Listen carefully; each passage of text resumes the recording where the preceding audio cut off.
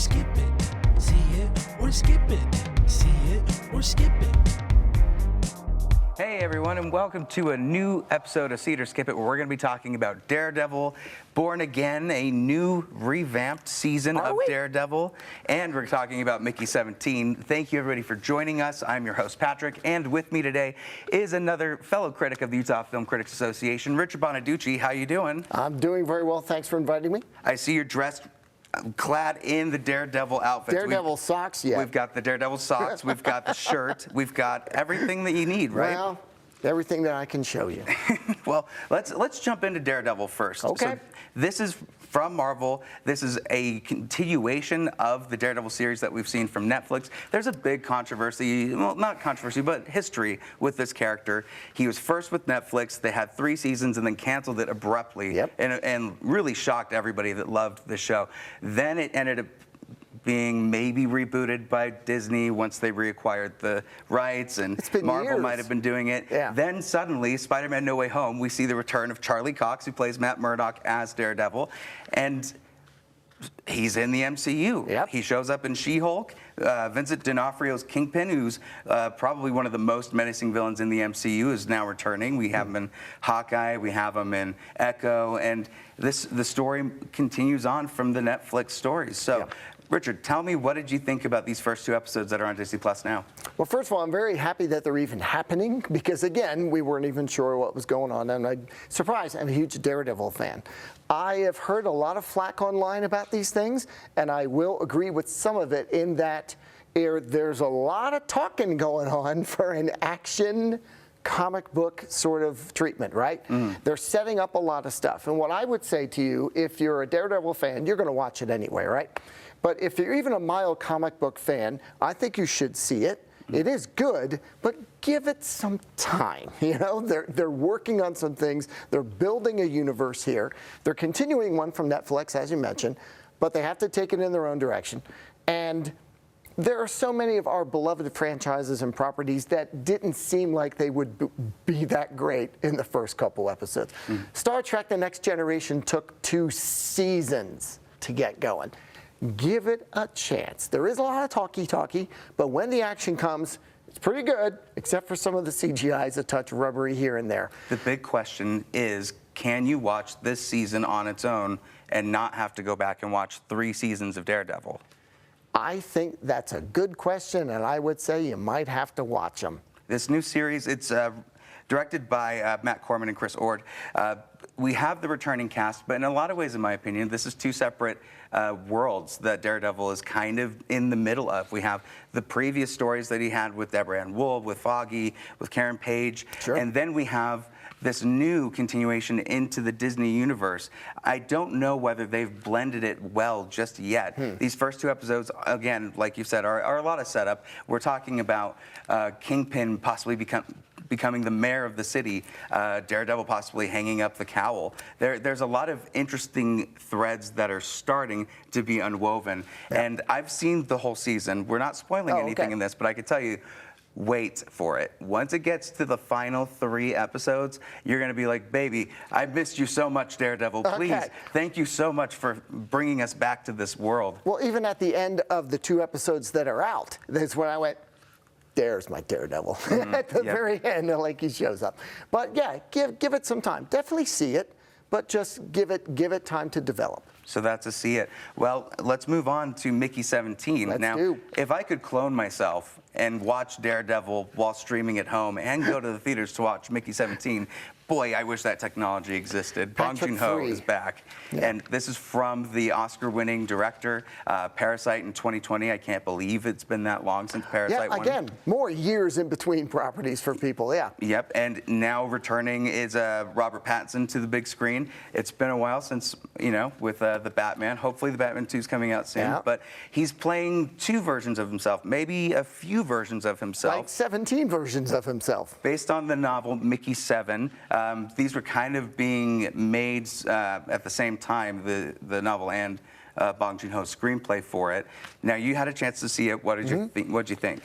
First of all, I was excited to see it just from the trailer. So if you see it and like the trailer, I think you'll be interested in the movie. It doesn't disappoint. Tell me a little bit about it. Well, first of all, it's set in the future. Near distant future, and the technology exists to basically 3D print people. But on Earth, there are a lot of problems with it politically, religiously, and they say, okay, no. But space is this sort of, hey, what happens in space stays in space. So they need people to do risky missions in space, and no one wants to do them. So instead, you can volunteer as an expendable, and if something happens to me, that's okay. My memories are kept. I am just 3D printed, my memories are reloaded, and I'm rich too. You're essentially a human lab rat that Yeah. can be used to get vaccines, prevent diseases. Basically, just like there might be a monster down there. Let's send Mickey because we can reprint him later. And the very real example in the movie, they're trying to go to this other planet and populate it. There's a virus on the planet. They don't know how to cope with it. So they send Mickey down there that gets sick, and then they test him like a half dozen times. This guy dies from this virus until they figure out how to cure it. He's sent on this mission by these two very rich, wealthy people, played by Toni Collette and Mark Ruffalo, with veneers that would give you nightmares in in all of your dreams. Yes.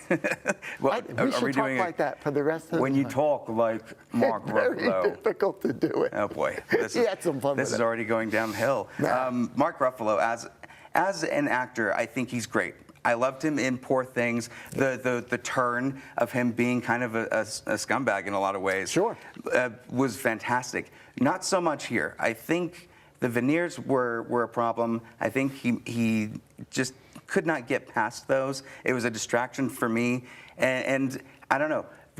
I think we're in the realm of television and media now where we're getting a lot of Trump parallels to characters. Oh, for sure. And you certainly see that with Mark Ruffalo's character here. I don't know how many more times I can see it, though, where they do this. And even earlier, there was a lot of that with Kingpin, et cetera. Exactly. There's a lot of it in almost everything I'm seeing. I do think that years from now, people like us will be sitting back and critiquing the political, social ramifications of all the parallels of all these movies during this time. And I remember growing up, every movie was about Vietnam. And now every movie is about this in some way. Right. And I didn't mind the veneers. It might have been the skin color or the hair. All of it is, he's a walking caricature, really. Right. Well, and Bong Joon-ho, he really hates rich people. Like, if there's one thing every movie, from Snowpiercer to Okja to Parasite, has really nailed down, is Bong Joon-ho does not like rich people. I was fascinated by the story. I don't think it was explored quite the way I had hoped it could be. There's some characters that show up and just fall away. You don't see him again until the very end.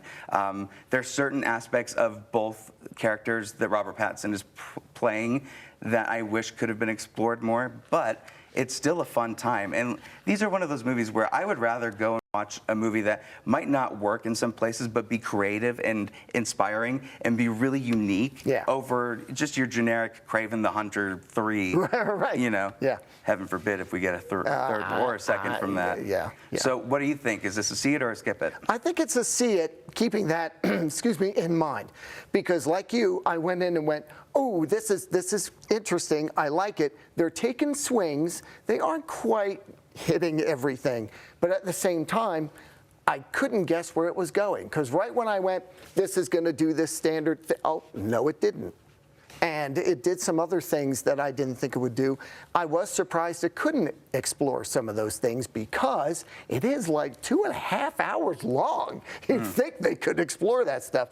But there's so much in there, especially near the end. I think the end gets a little overloaded, but I still think it's worth seeing, just maybe not rushing out right now. You know, we have a category for that. There's the see it later. See it later. So. I would see it. I saw it in IMAX. It looked great.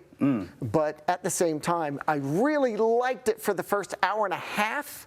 And the final hour, I was sort of going, wow, they're squeezing a lot in here. And I don't know if they're doing it well. But it's still a see it for me. I still think it's a see it too. And definitely go out and see it in theaters on the biggest screen you can. It is rated R. And Daredevil Born Again, we should mention, is TVMA. So if you have kids that are like, I'm going to watch this thing, maybe wait or check it out first. The violence, I think, will ramp up, but the language is there and now. Not that it's all over the place, but it's above a PG-13 line, I'd say. Right. Well, and I think that kind of ties with both of these films. Like, they both have a level of violence that you're like, Yeah, some of the stuff in Mickey, I went, oh, God, because the way that he sort of dies or is experimented on, and that's part of the movie, too, is that we do see certain kinds of people as expendable. Yep. Even if they're not called that, even if they can't be 3D printed, and the way we treat them. So, right. yeah. Well, are you the original or are you the copy? And do we care? Yeah. Yeah. Does the copy have more rights, or does the original have more rights? Very interesting. Yep. The last film, I know you hadn't seen this one, but I just want to call this out. This is also a See It. It's On Becoming a Guinea Fowl. This is from A24. We love A24. I love A24. They always make some of the most creative pieces, and even if it's not the best, I'm very excited to watch it. Talk about taking risks and taking some swings. Sometimes, hey. Yep. This is a very dark story, but has some weird comedic elements throughout. Starring Susan Chardy, they discover their uncle has died in the middle of the road, and now we're having to deal with both his wife's side of the family and his side of the family, figuring out what to do after the fact of him dying. There's stuff that gets revealed about him afterwards that kind of rattles the family dynamics a lot. But the acting is incredible.